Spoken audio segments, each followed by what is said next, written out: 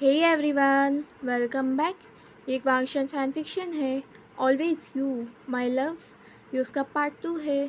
Previous part की link description में है, आप वहाँ पे चेक कर सकते हो। तो चलिए बिना देरी के शुरू करते हैं। हम लोग एक पर्सन को भागते हुए देखते हैं। ये और कोई नहीं बल्कि विंग होता है। विंग यहाँ पर अपनी जान बचाकर भाग रहा होता है। वो काफ़ी ज़्यादा चीख रहा होता है, उसे काफ़ी ज़्यादा डर लग रहा होता है। उसके पीछे काला धुआं विंग को पकड़ने के लिए आ रहा होता है। विंग यहाँ पर अपनी स्पिरिचुअल पावर को भी बुलाने की कोशिश करता है, लेकिन कोई फ़ायदा नहीं होता। उसके बाद वो फिज़िकली ही उस धुएं से लड़ने का ट्राई करता है, लेकिन विंग फिज़िकली इतना स्ट्रॉन्ग नहीं था। विंग एक प्रिंस था, लेकिन उसे हमेशा एक बेबी की तरह रखा गया, जिसका ध्यान रखने के लिए सब थे।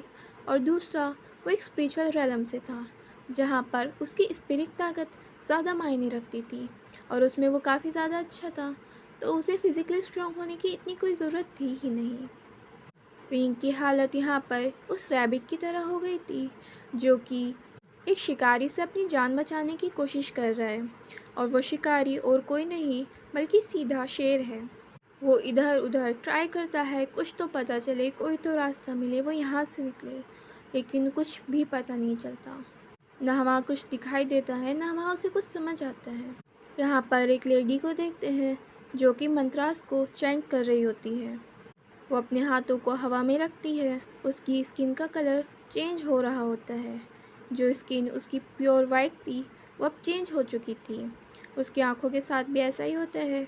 उसकी डार्क ब्लैक आंखें चेंज हो जाती हैं, सेम एज़ उसके डार्क ब्लैक हेयर भी चेंज हो जाते हैं। उसके चारों तरफ डार्क एनर्जी, डार्क ऑरा इकट्ठा हो जाता है।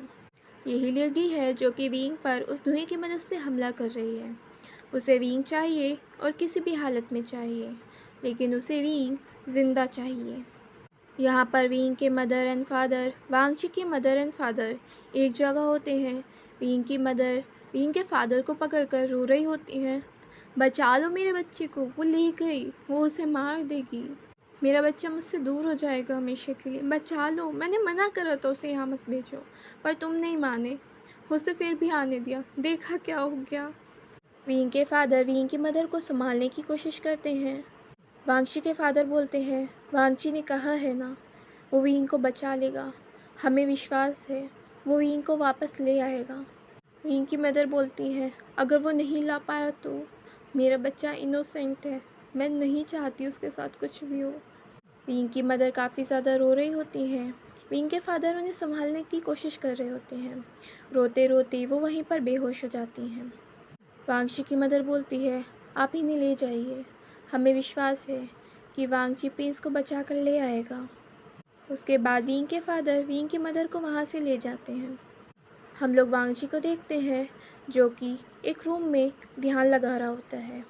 यहाँ पर वांगची अपनी फोक्स की ताकत को बुलाकर विंग से कनेक्ट होने की कोशिश करता है। विंग के गले में एक लौकिक था, जिससे कि वांगची उससे कनेक्ट होना चाहता था, लेकिन विंग से कनेक्ट होना काफ़ी ज़्यादा मुश्किल हो रहा था। वो काफ़ी देर से ट्राई कर रहा होता है, फिर ट्राई करता है, लेकिन बार बार वो फेल हो जाता है। फिर काफ़ी बार ट्राई करने के बाद उसे धीरे धीरे विंग का एहसास होने लगता है। जब उसे एग्जैक्ट पता चलता है कि विंग कहाँ पर है, वो अपनी आंखें खोलता है। वो अपने हाथ को कट करता है, उसका ब्लड ज़मीन पे गिरता है। उस ब्लड से वो एक स्ट्रिंग बनाता है और उस स्ट्रिंग से वो एक सर्कल क्रिएट करता है। यहाँ पर विंग उस काले धुएं से लड़ रहा होता है। अब उसकी बॉडी भी जवाब दे रही होती है कि वो बुरी तरह से थक चुका है, अब उससे और ज़्यादा नहीं होगा। जैसे ही वो काला धुआं विंग को अपनी गिरफ्त में लेने ही वाला होता है, तभी वहाँ पर एक सर्कल क्रिएट हो जाता है। उस सर्कल में से नीली रोशनी अंदर आती है। जैसे ही उस लेडी को ये बात पता चलती है, वो एक अलग ही तरह के मंत्र को चैंट करना शुरू कर देती है। उस मंत्र को चैंट करते हुए वह धुएं से उस नीली रोशनी की तरफ वार करती है।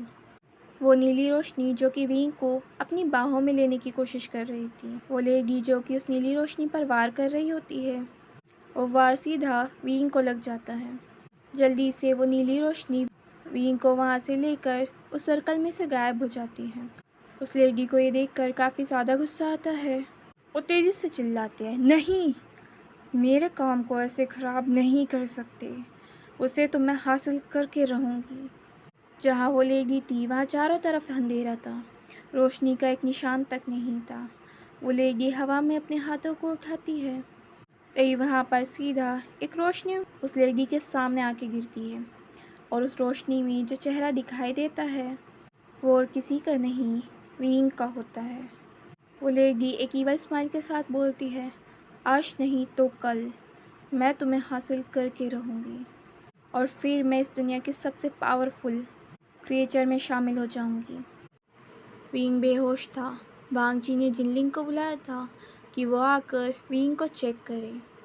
जिनलिंग जो कि इस वक्त वांग जी को गार्ड करता है, एक्चुअली में वो एक शैडो स्पिरिट है और वो काफ़ी तरह की हीलिंग में एक्सपर्ट है।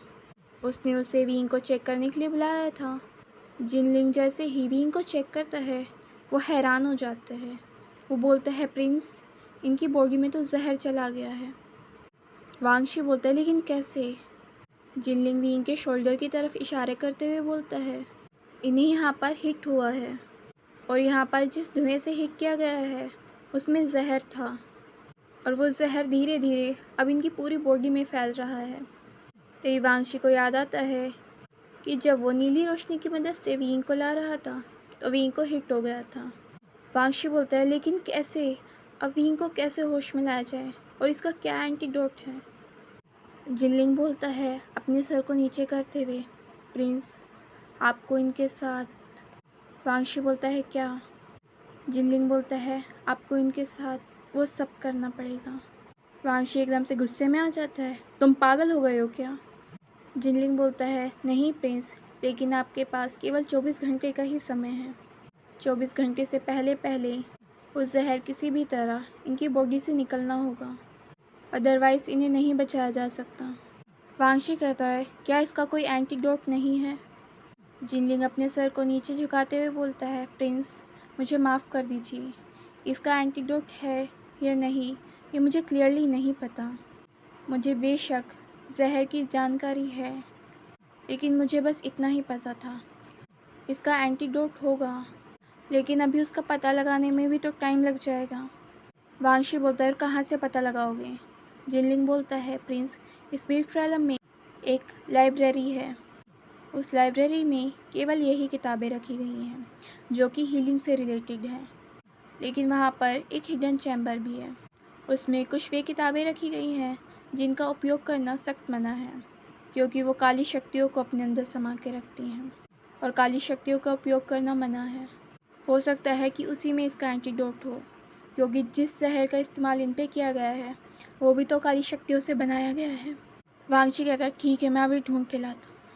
जिनलिंग वांगशी को रोक लेता है, नहीं प्रिंस, अगर वक्त पे एंटीडोट नहीं ढूंढा गया तो इनकी जान जा सकती है, और अगर एंटीडोट नहीं मिला तो इन्हें बचाने का एक ही तरीका है और वो है आप, और अगर आप ही वहाँ चले जाएंगे तो फिर इन्हें कैसे बचाएंगे? वांगशी इन चीज़ों को समझता है। जिनलिंग बोलता है, प्रिंस, इसमें आप कुछ भी नहीं कर सकते, आपको ये करना होगा। जिनलिंग बोलता है, मैं जाके एंटीडोट ढूंढता हूँ, लेकिन तब तक आप इन्हें संभालिए। जिनलिंग वहाँ से चला जाता है। कुछ टाइम बाद विंग अपनी आंखें खोलता है। उसकी आंखें आधी खुली हुई थी। वो अपने चारों तरफ की सराउंडिंग को देखने की कोशिश करता है। कमरे में बस मोमबत्तियों से रोशनी थी। उसे धीरे धीरे अपनी बॉडी में पेन फील होने लगता है।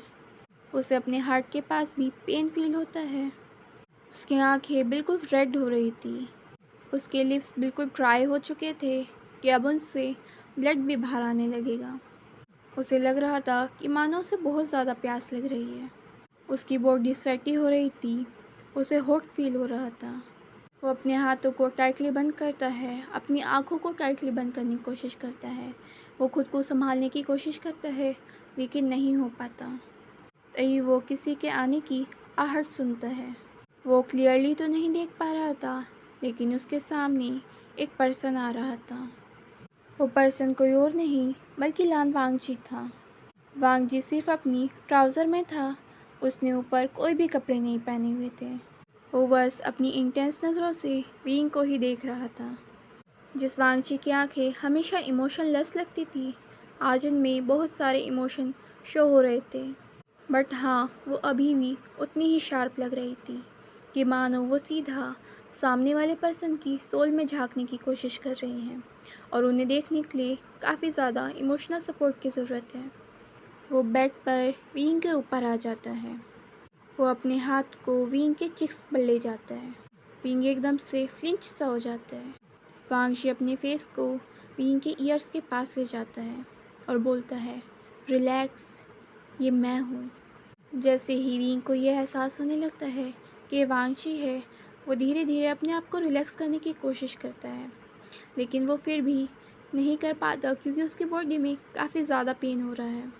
विंग की आंखों से आंसू आ रहे थे और वांगशी को देख रहा था। वांगशी उसके आंसुओं को पूछता है और बोलता है, शांत हो जाओ, सब ठीक हो जाएगा। वो उसके फोरहेड पर से बाल को हटाता है, उसके फोरहेड पर किस करता है। वांगशी सोचता है, अगर मुझे ये सब करना भी था तो मैं इसे लव की वजह से करना चाहता, ना कि किसी और वजह से। पर ये कैसी सिचुएशन क्रिएट हो गई। वो ऐसा नहीं कर सकता, ये गलत है। विंग अभी सिर्फ एक बच्चे की तरह है, वो सिर्फ 16 साल का है। तभी विंग वांगशी को अपनी तरफ पूरी तरह से खींच लेता है और वो वांगशी को किस करना स्टार्ट कर देता है। वांगशी भी विंग को किस करना स्टार्ट कर देता है, लेकिन वांगशी सोच रहा होता है, काश वक्त रहते एंटीडोट मिल जाए। विंग वांगशी की उसी खुशबू में खो रहा था जो कि पूरे रूम में फैल चुकी थी। उसकी खुशबू चंदन और गुलाब की, जो उसे और ज़्यादा दीवाना बना रही थी। विंग वांगशी को फिर से किस करने की कोशिश करता है, लेकिन वांगशी अचानक से वहाँ से खड़ा हो जाता है और वो जल्दी से विंग से दूर हो जाता है।